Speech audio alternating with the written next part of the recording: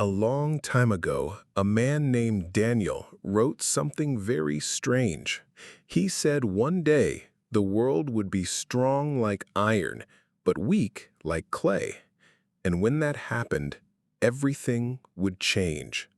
What if I told you that day might be right now? The book of Daniel is in the Bible, and it has amazing stories and dreams. One dream was about a giant statue made of gold, silver, bronze, iron, and clay. Each part was a different kingdom in history. And the last part, the feat of iron and clay, is the part we might be living in today. Let's find out why people think this dream is coming true right now. A very long time ago, more than 2,000 years in the past, there was a great and busy city called Babylon. It had high walls, tall gates, and streets filled with traders, soldiers, and people from many different lands. Babylon was known as the most powerful kingdom of its time. In this city lived a young man named Daniel. Daniel was not from Babylon. He had been taken from his home far away, but even in this new land, he stayed close to God. He prayed every day, and he listened carefully when God spoke to him through dreams, thoughts, and signs. Daniel was wise and kind, and people noticed that he always spoke the truth. He worked in the palace, serving the king, but he never forgot who he truly served, the God of heaven. One night, something happened that would change Daniel's life forever. The king of Babylon, whose name was Nebuchadnezzar, went to sleep in his grand palace. Outside, the city was quiet, but inside the king's mind, something strange began to unfold. He saw a vision, a dream so big, so bright, and so strange that it shook him to his very core. In his dream, a huge figure rose up before him. It was shining in the moonlight, towering high above anything he had ever seen. Its presence was powerful, almost too much to look at. The king stared, his heart racing. He could feel that this dream meant something important, something that would happen in the future. But just as quickly as the dream had come, it ended. The king woke up in the darkness, breathing fast, his hands trembling. The dream stayed in his mind like a shadow he could not chase away.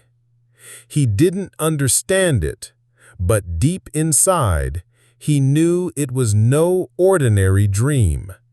It was a message, a prophecy. The next morning, the king could not stop thinking about the dream. He paced back and forth in his palace, his gold crown glinting in the sunlight. He felt worried and restless. What could it mean? Why did it feel so important? In those days, kings had wise men, magicians, and advisors to help them understand dreams. They would listen to the dream and then try to explain what it meant. But this dream felt different to Nebuchadnezzar. It was so vivid, so powerful, that he decided he needed more than just guesses. The king sent his servants to call all the wise men of Babylon to the palace. When they stood before him, he said something no one expected. "I had a dream, and I want to know what it means. But I will not tell you the dream. You must tell me both what I dreamed and what it means. If you can't, you will be punished. But if you can, you will be rewarded." The wise men were shocked. "No one can do that," they cried. "Only the gods could tell you what you dreamed." The king's face grew dark. He was angry and disappointed. He ordered that all the wise men in Babylon be put to death. And because Daniel worked among the wise men, he too was in danger. But Daniel was not afraid. When he heard what had happened, he went to the king and asked for time. Then he went home and told his friends to pray with him. "Ask God to show us the king's dream so that we can save our lives and tell the truth about this prophecy." That night, as Daniel slept, God gave him the same dream the king had seen. Not only that, but God also showed Daniel what the dream meant. When Daniel woke up, his heart was full of thanks. He praised God, saying, "You are the one who knows all secrets. You show what will happen in the future." Daniel now knew what he had to do. He would go to the king and reveal both the dream and its meaning. The next morning, Daniel was taken to the king's palace. Soldiers with spears stood tall as Daniel walked past, but he did not feel afraid. God had shown him the king's dream and what it meant. Daniel bowed before King Nebuchadnezzar and said, "My king, there is a God in heaven who tells secrets. He has shown me your dream and what will happen in the future." The king leaned forward, his eyes fixed on Daniel. "Tell me," he said, "what did I see?" Daniel began to speak.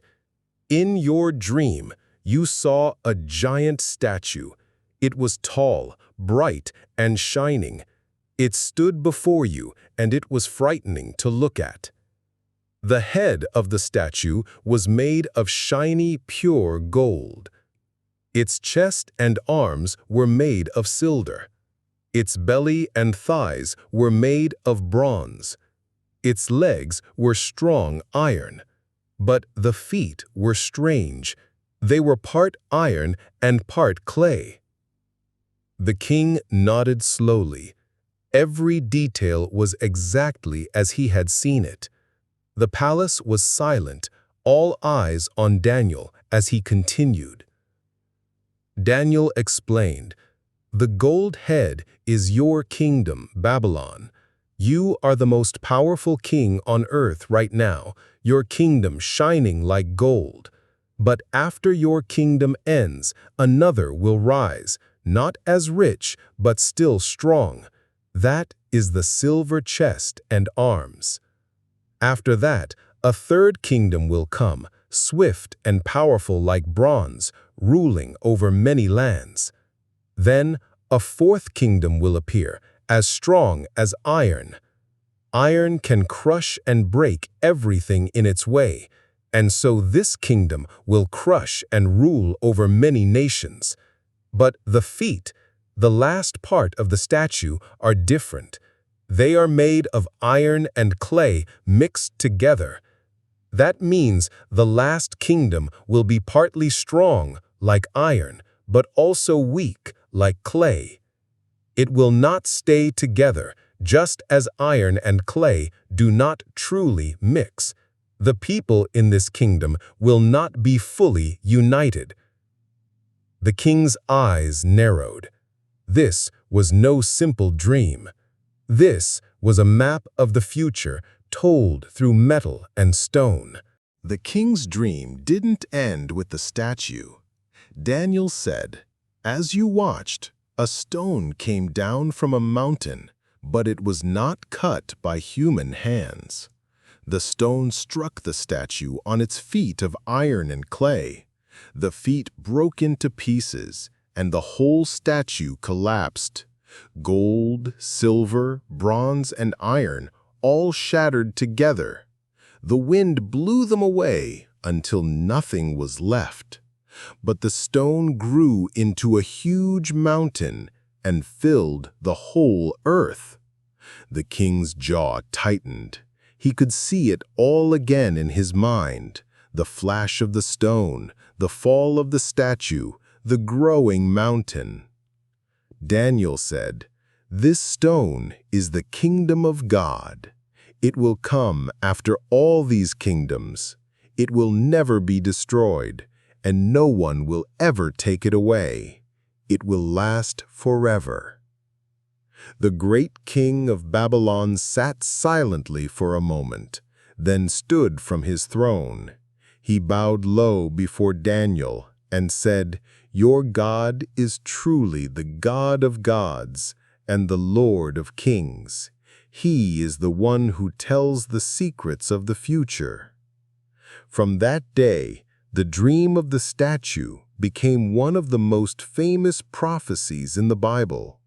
People would study it for centuries, wondering when the last kingdom, the iron and clay, would appear.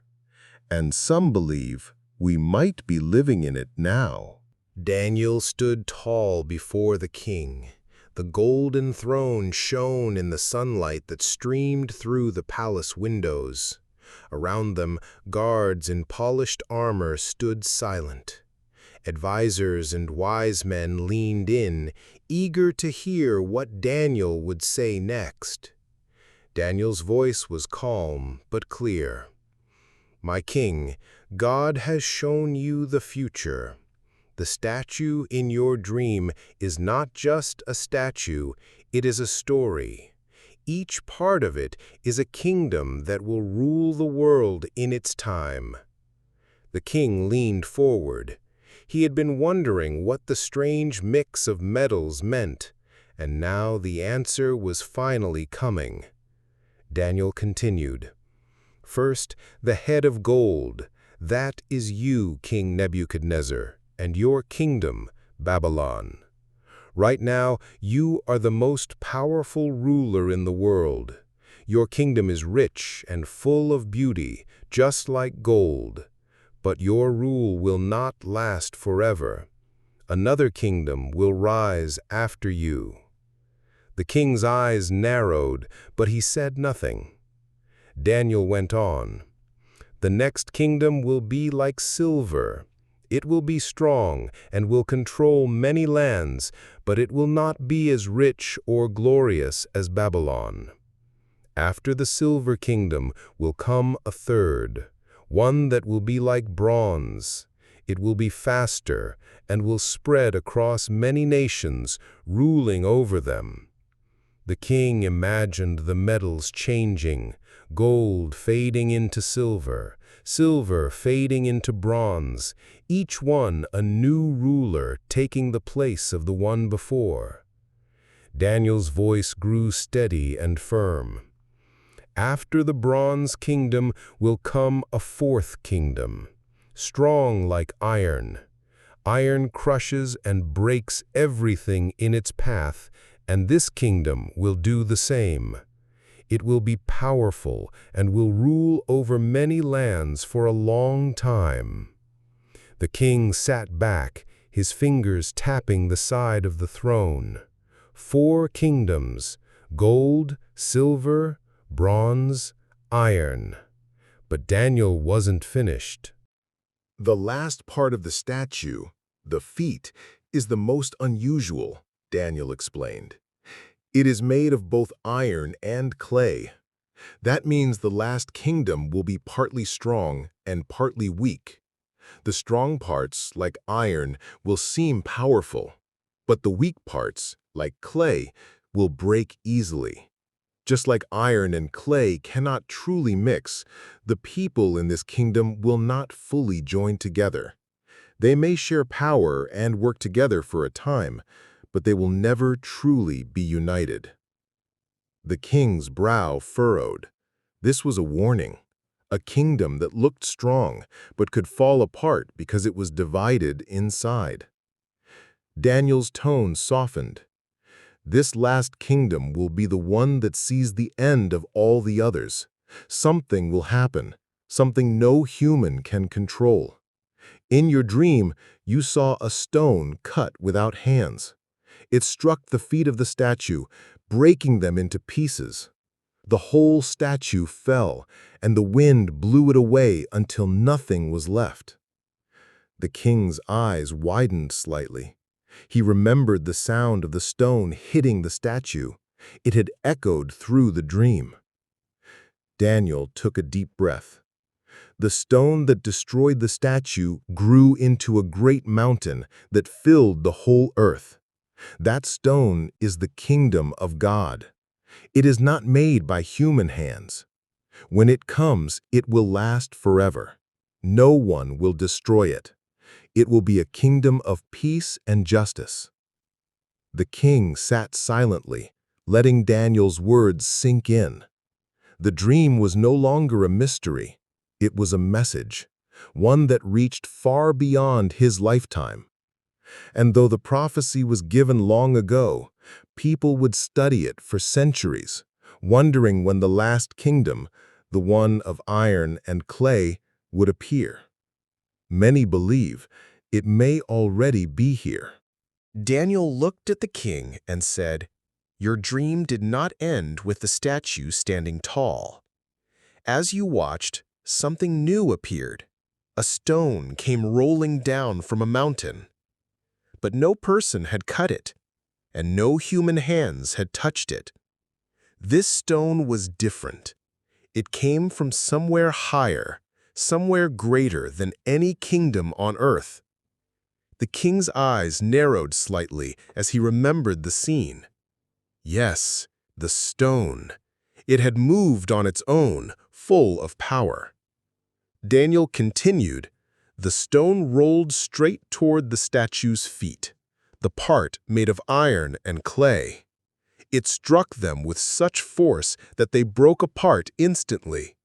The cracks spread upward through the legs, into the bronze, the silver, and even the gold. The whole statue fell with a crash so loud it shook the ground. In the dream, the statue crumbled into tiny pieces. The gold, silver, bronze, iron, and clay were all mixed together in the dust. Then the wind blew across the ground and carried it all away, so that no trace of the statue was left. Daniel spoke with a steady voice. After the statue was gone, the stone began to grow. It became larger and larger until it filled the whole earth. It was no longer just a stone. It was like a mountain that could never be moved. The king listened silently. The image in his mind was clear. The statue had been mighty, but the stone had been stronger. The stone had not been made by human hands. It had not needed an army to win. Daniel then explained the meaning. "The stone, my king, is the kingdom of God. All the kingdoms before it, gold, silver, bronze, iron, and clay, were made by men. They rise and fall. They win and lose. But the kingdom of God is different. It will last forever. It will never be taken away or destroyed. It will fill the whole earth with peace and justice." The king leaned back in his throne, deep in thought. In one dream, he had seen the rise and fall of empires, the weakness of man's power, and the unshakable strength of God's kingdom. Daniel's words carried a promise. "One day, my king, no matter how powerful a kingdom may be, it will end. But the kingdom of God will never end. It will bring peace to all nations. It will be fair to all people. And it will be ruled by the one who made the heavens and the earth." The king understood. This was more than just a dream. It was a prophecy, a message from God about the future of the world. He bowed before Daniel and said, "Your God is truly the God of gods, the Lord of kings, and the revealer of secrets." From that moment, The dream of the stone became one of the most famous visions in history. People would read it, study it, and wonder when that stone would come. Some believed it was far away. Others thought perhaps it had already begun. And even today, when people look at the world, strong in some ways, weak in others, they remember Daniel's story. They remember the statue. They remember the stone. And they wait for the day when the mountain fills the whole earth. Many people believe that the last part of Daniel's dream, the feet made of iron and clay, is about the time we are living in right now. Look around the world today. Countries trade with each other. Leaders meet in big conferences to talk about peace, money, and the environment. Ideas, music, and news travel across oceans in seconds through the internet. It feels like the whole world is connected. That is the strong part, like iron. But the world also has cracks, like clay. Countries argue, make threats, and sometimes even fight wars. People disagree about values, laws, and how life should be lived. Even inside one nation, people can be divided. These weaknesses mean that, just like iron and clay, the world is not truly one solid piece. Some people read Daniel's dream and say, the feet are our time in history, strong in some ways, but also fragile. The iron is our power, our machines, and our technology. The clay is our weakness, our fighting, and our disagreements. And what about the stone? Daniel said the stone was not cut by human hands. It came from God. Many believe the stone is God's kingdom, His perfect rule over the whole earth. One day, God will set up a kingdom that will never end, a kingdom where no one is hungry, no one is afraid, and no one is treated unfairly. This kingdom of God is not like the kingdoms made by people. Human kingdoms rise and fall. Leaders grow old, laws change, borders shift. But the kingdom of God is forever. It does not crumble like clay or rust like iron. In Daniel's dream, the stone grew into a great mountain that filled the earth.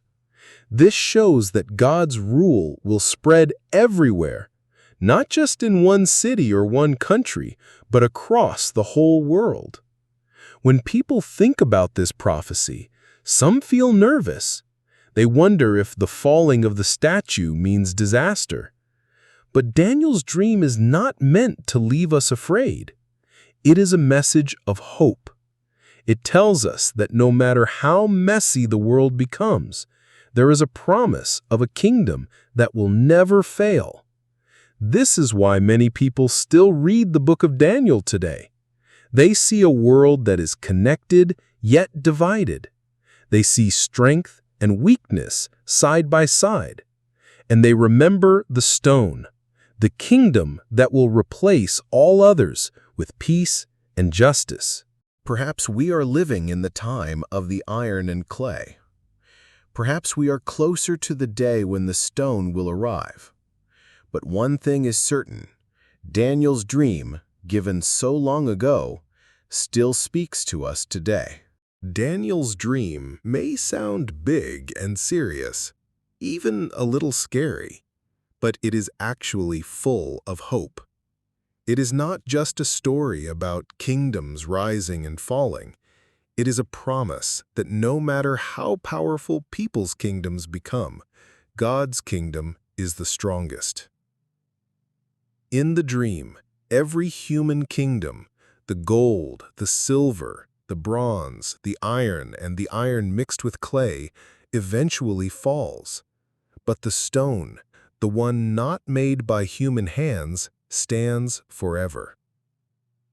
That stone reminds us that God's plans cannot be broken. His power does not fade. Daniel's dream tells us that one day there will be a time when wars will stop. People will not be divided. Leaders will not be greedy or cruel. No one will be treated unfairly. The whole earth will be filled with peace, and that peace will never end. This is something we can truly look forward to. It means that even when we see problems in our world today, arguments between nations, unfairness or sadness, we know those things will not last forever. The dream of the stone is really a promise of a better future.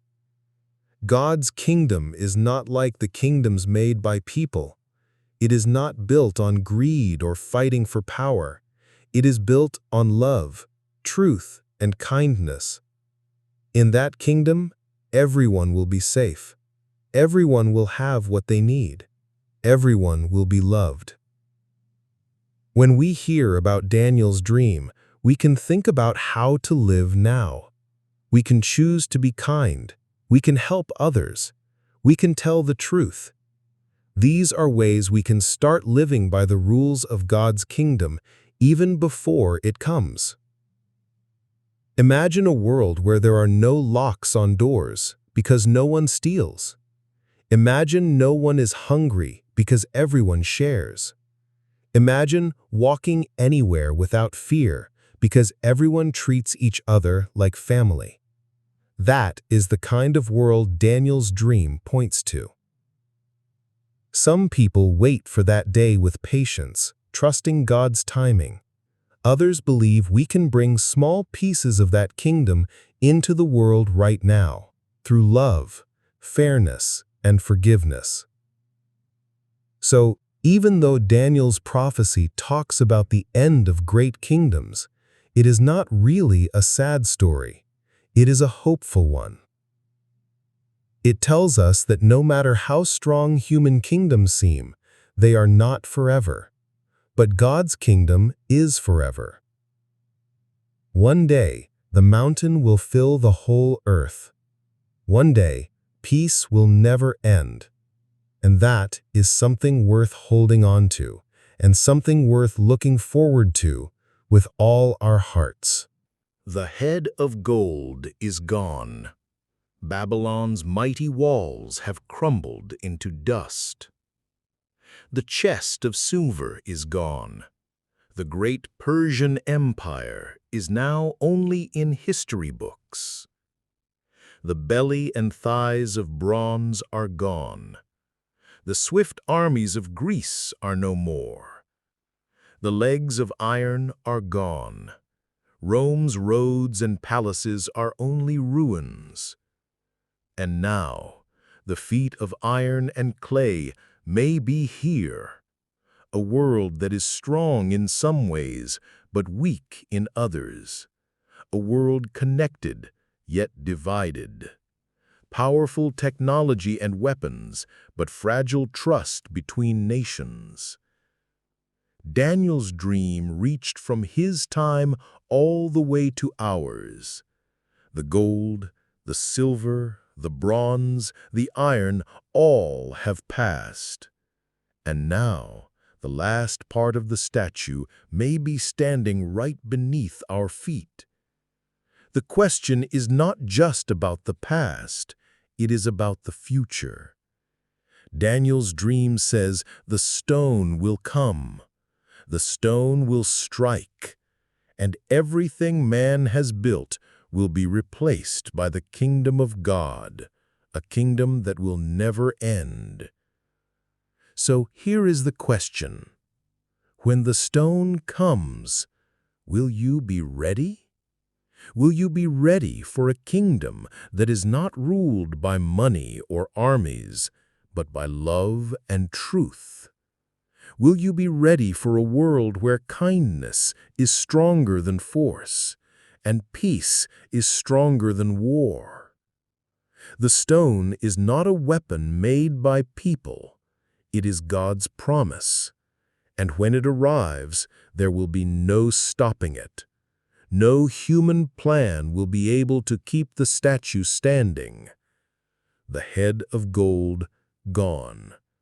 The chest of silver, gone. The bronze and the iron, gone. The feet of iron and clay, perhaps here now. The stone is coming, and when it does, the world will never be the same. So, when that day comes, will you be ready? Daniel's vision showed us that kingdoms rise and fall, but God's kingdom will last forever. That is a message of hope we cannot afford to miss. If this story opened your eyes, don't let it stop here. Like this video so others can discover this prophecy too. Share it with a friend who is searching for answers. And subscribe to join us as we uncover more secrets hidden in the Bible, one story at a time. The future is not only about what the statue once showed, it is about the steps we take today. The question is, are you ready for the kingdom that will never end?